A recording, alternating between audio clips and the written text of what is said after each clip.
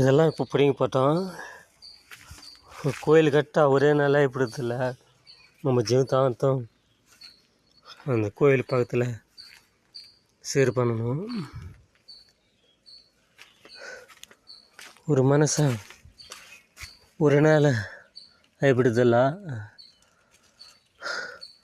பல வருஷங்க அதுக்கு சேவை பண்ணணும். கோயிலுக்கு சேவை பண்ணுற ஆள் வேணும். பாருங்க எவ்வளோ தும்பு ரேக்கு.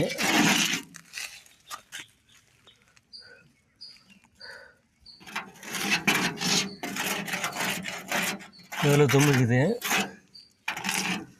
இதுக்கு பூச்சின்னா இந்த ரேகம் போடும். இப்போ போட்டுக்குது. இது ஒன்று கொஞ்ச நாளைக்கு நான் காலத்து